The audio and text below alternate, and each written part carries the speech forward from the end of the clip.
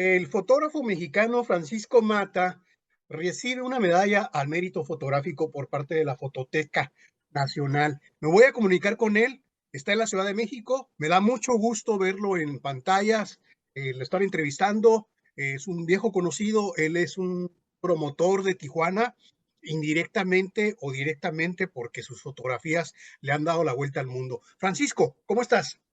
Jaime, querido, muy bien, muy bien, muy bien, muy contento de platicar contigo.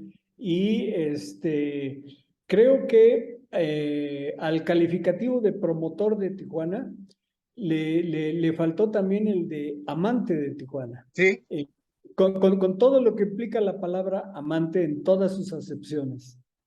Sí, porque podrías tomar fotos de Mexicali o de Ensenada o de Rosarito, pero Tijuana es como la número uno.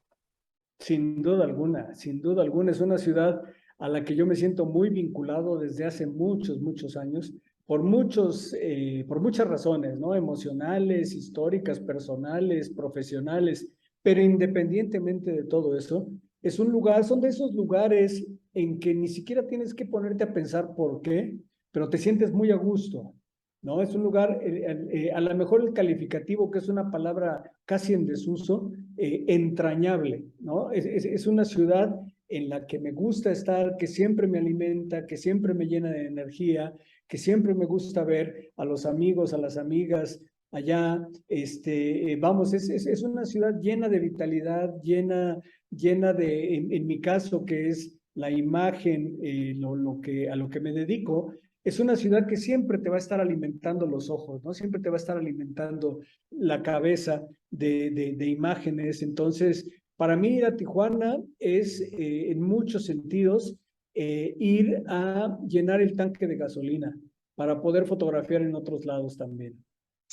¿Desde cuándo se da la relación de Francisco Mata con Tijuana? ¿30 años? ¿40? En los ochentas, en los ochentas es cuando empiezo yo a visitar Tijuana. Y lo más interesante, la había visitado yo un par de veces como turista, pero siendo ya a mediados de los ochentas, cuando surge la jornada, cuando surge el periódico La Jornada, donde yo colaboré, es que empecé a ir a Tijuana ya de una manera profesional como fotoperiodista. ¿Sí? Y entonces, pues bueno, fue un amor a primera vista. No sé si de Tijuana hacia mí también, pero de mí hacia Tijuana sí. No, no es cierto. Yo creo que es recíproco, porque Tijuana me ha tratado muy bien siempre. Tan es Y así desde que te estoy entonces, hablando, tan es así que te estoy buscando, tan es así que estoy entrevistándote. así es, querido Jaime. Sí, pero son, yo creo que casi 40 años de visitar cíclicamente a Tijuana. También has estado mucho en Cuba, ha sido un tema fundamental. Sí, sí, yo durante aproximadamente 10 años estuve fotografiando en Cuba. Ahora, muchas veces cuando les platico yo a algunas personas de mis proyectos, que son muy lentos, la verdad que soy muy lento, son proyectos de muchos años. Otro libro que tengo que se llama México Tenochtitlan, fueron 15 años de trabajo.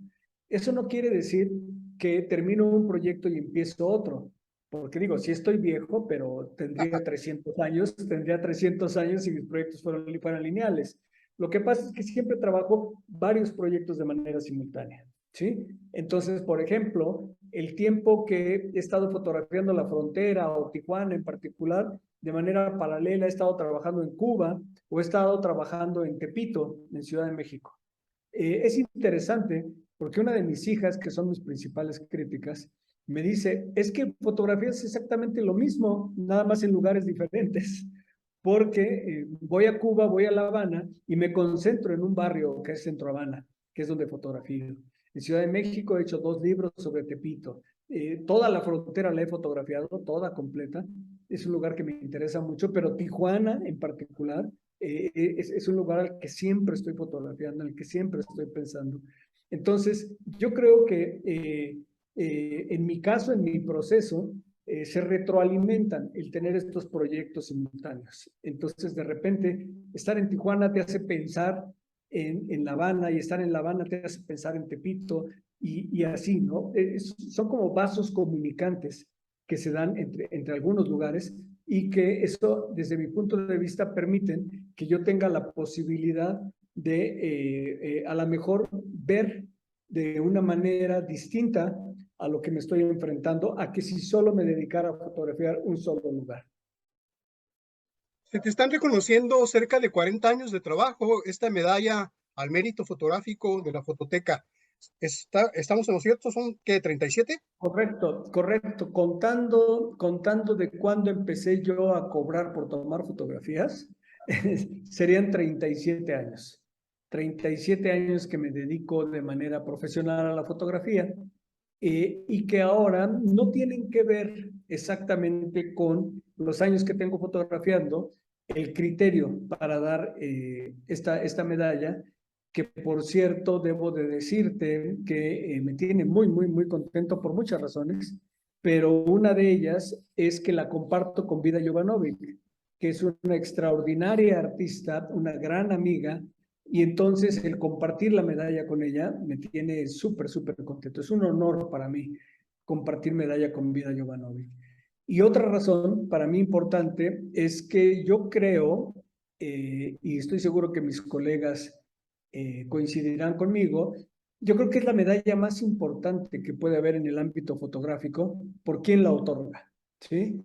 Es el Instituto Nacional de Antropología a través de la Fototeca Nacional, ¿sí? Como todos sabemos, la Fototeca Nacional, además de resguardar, de preservar, de investigar el gran patrimonio fotográfico de México, es también quien coordina los esfuerzos de todas las fototecas del país y quien publica su órgano de difusión, que desde mi punto de vista es probablemente la mejor revista de fotografía de América Latina, por decirlo menos, que es Alquimia. Entonces, vamos, es una institución muy sólida, para mí es muy importante que desde una institución federal se reconozca de esta manera el trabajo de los fotógrafos. Entonces, eso para mí es muy importante, vamos. Esto no quiere decir que otros reconocimientos que he recibido no sean importantes, por supuesto que sí. Ajá. Pero la medalla al mérito fotográfico que otorga la Fototeca me parece que es el más significativo que existe en México. Yo recuerdo cuando estudié periodismo en México, el nacimiento de un periódico llamado Uno más Uno y luego La Jornada fueron fundamentales en la propuesta de fotoperiodismo. ¿Cómo has visto tú el desarrollo del fotoperiodismo en 4 décadas? Mira, sin duda alguna, los orígenes de lo que después el investigador John Meraz llamara el nuevo fotoperiodismo, que es esta generación que estuvimos en la jornada, tiene precedentes, sin duda alguna, ¿no? Tenemos dos pilares fundamentales, por mencionar a los más importantes, que son Nacho López y Héctor García. En el caso de Héctor García en particular, fue fotógrafo de Excelsior y después es que es exactamente igual que cuando revisamos la historia de México, es traición, asesinato, ¿no? Es así como una saga y Huerta mató, y así nos la llevamos. En el caso del periodismo es igual. Hay una escisión en Excelsior, ajá, y esa escisión permite que se funde el uno más uno y el proceso. Después hay una decisión del uno más uno y eso permite que se funde la jornada. Y así nos la llevamos, ¿no? Entonces, a mí me parece que el dar esta importancia a la fotografía como un género periodístico fundamental empieza en el uno más uno, independientemente de la gran tradición que había en los medios anteriores. ¿Sí? Proceso, la verdad, más o menos, nunca ha tenido un papel muy destacado en cuanto a la fotografía. Ahora está en una etapa nueva donde lo están intentando, pero es en la jornada donde cristaliza el concepto de la imagen. Y además debemos de recordar, esto es obra principalmente del gran Vicente Rojo, donde se concibe la imagen de conjunto del periódico. Entonces nos damos cuenta del papel que tiene la caricatura, el papel que tiene la fotografía, pero también el diseño tipográfico y el diseño mismo del periódico. Ajá. Entonces a mí me parece que esta jornada de los 80s, de mediados de los 80s, principios de los 90s, sin duda alguna es un parteaguas en el periodismo mexicano y en particular en el periodismo gráfico, Porque además hay otra circunstancia. A mí a veces me preguntan si sería posible otra generación como esa del nuevo fotoperiodismo mexicano. Yo digo que definitivamente no, porque hablar de esa generación de fotógrafos, que estamos hablando desde luego de grandes fotógrafos. Pensemos en Elsa Medina, pensemos en Pedro Valtierra, en Marco Antonio Cruz, en Fabricio de León, vamos, grandes fotógrafos, pero yo creo que un conjunto de grandes fotógrafos no haría un departamento como el que existió en aquellos años por condiciones en particular. La Jornada, al ser un periódico en aquel momento de izquierda, contestatario, muy proclive a apoyar los movimientos sociales, estaba vetado por el gobierno. ¿Sí? Entonces tenía muy poca publicidad, es una cooperativa a final de cuentas la que permite que la jornada surja. Y había mucho espacio, ¿sí? En el diseño original que se había calculado con un porcentaje de planas de publicidad. Al no existir estas planas de publicidad, entonces había espacio que los fotógrafos aprovechamos. Por otro lado, también, y no es un dato menor, la jornada empieza a poner el crédito de los fotógrafos en el pie de foto y en negritas. Entonces eso hizo que poco a poco los lectores se fueran familiarizando con los fotógrafos. ¿Sí? En otros periódicos hasta la fecha, si tú ves, por ejemplo, el Reforma, tienes que sacar la lupa, voltear el periódico y buscar por ahí dónde está el crédito del fotógrafo, ya que era algo muy contundente, que para nosotros no era una cuestión de ego, de está mi crédito, sino era hacerte responsable del contenido. Por otro lado, teníamos muchas facilidades para trabajar. Lo puedo sintetizar en una frase que he comentado varias veces. La mayoría de los colegas de otros periódicos les daban un rollo de película de 36 exposiciones para retratar 5 órdenes de trabajo en el día. Y tus órdenes de trabajo iban desde el entrenamiento de la América hasta la Cámara de Diputados o la conferencia en CEU. Entonces tenías que trasladarte por toda la ciudad. En la jornada, la ecuación era más o menos al revés. Te daban una orden de trabajo y por lo menos 5 rollos para disparar. Entonces, ¿qué sucede? Que tenías el tiempo. Entonces, si ibas a algo tan sencillo como una conferencia de prensa de Fidel Velázquez, podías llegar antes y ver cómo se bajaba del auto, quién venía con él, si se ponía el saco o no, si se sonaba la nariz, cómo entraba, daba la conferencia, de quién se despedía, a quién saludaba, cómo se iba, ¿me entiendes? Entonces dabas como que tenías el tiempo de estar experimentando fotográficamente con otros momentos que no fuera el tipo frente al micrófono. La mayoría de los colegas llegaban justo al momento de la conferencia y tenían que irse 2 minutos después porque tenían que trasladarse hasta el otro lado de la ciudad a cubrir su siguiente orden y tenían chance de hacer 4 o 5 disparos. Entonces, todas esas condiciones son las que permitieron brillar a esta generación y que desde mi punto de vista son irrepetibles. Ahora, pasan estas 4 décadas de las que tú hablas. En medio de estas 4 décadas tenemos, por ejemplo, la primer gran revolución, que es la fotografía digital, que es una revolución que nosotros pensamos que era el cambio más importante que habíamos visto en la fotografía, pero no sabíamos aún lo que venía. La segunda gran revolución, que desde mi punto de vista es la gran con G mayúscula, es 2007, cuando sale el primer iPhone, y donde se integra en un solo aparato el teléfono, la cámara, la geolocalización, el software, la conexión a internet, todo existía por separado. Teníamos teléfono celular, teníamos cámara, teníamos computadoras, teníamos geolocalizadores, ¿te acuerdas? Los GPS, todo lo teníamos. Pero cuando esto se integra en un aparato, la fotografía se horizontaliza. Todos tenemos acceso a la fotografía. Y para no ocupar mucho tiempo, porque esto evidentemente es un tema muy complejo y que nos llevaría muchísimo tiempo platicarlo, sería muy sabroso, pero nos llevaría mucho tiempo.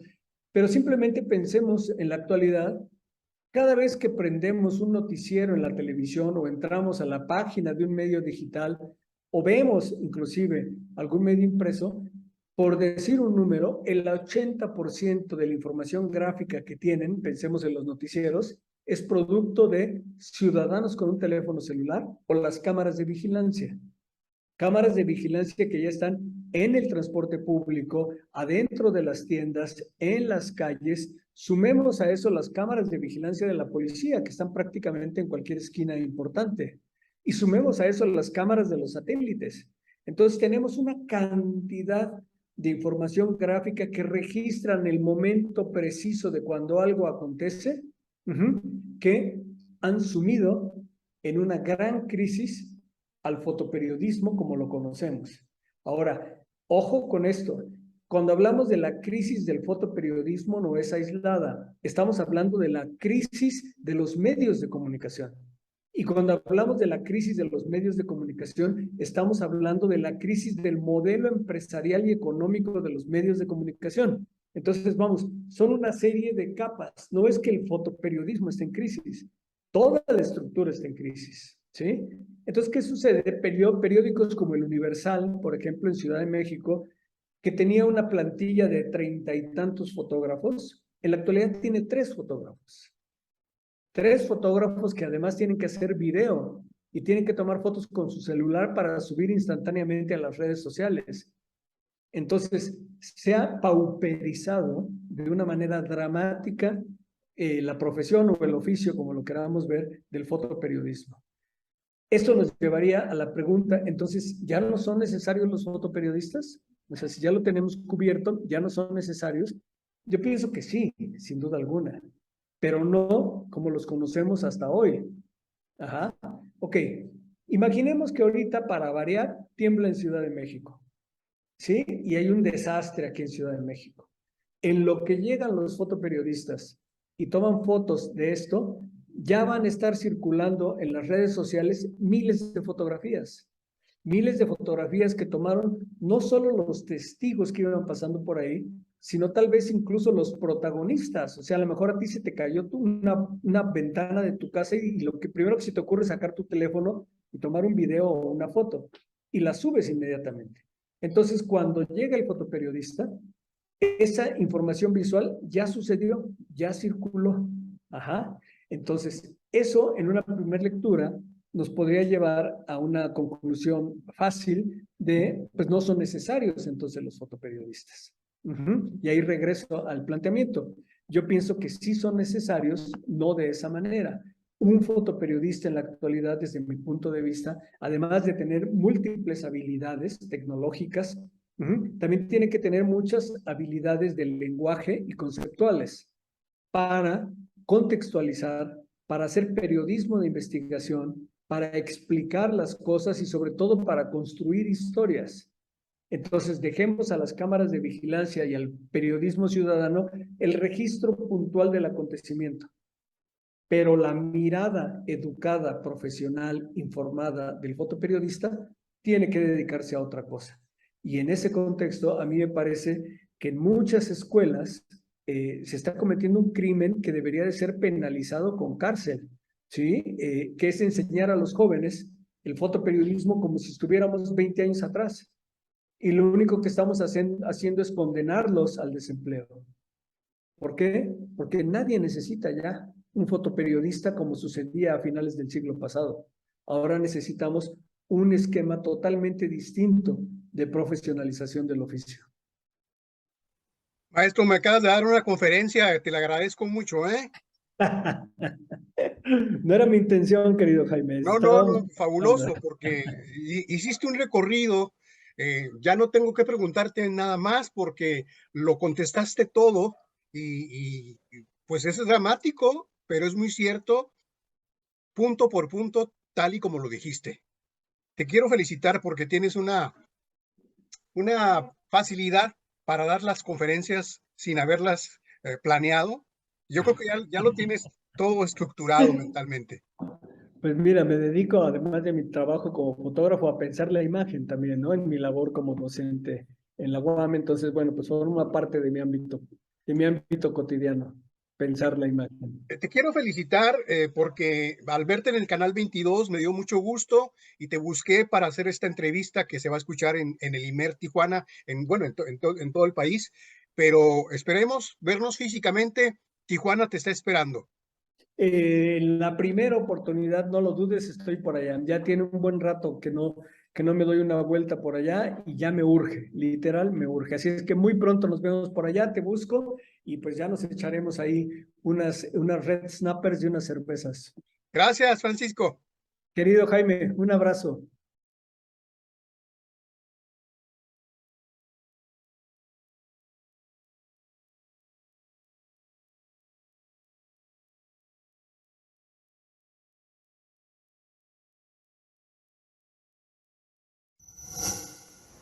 Gobierno de México.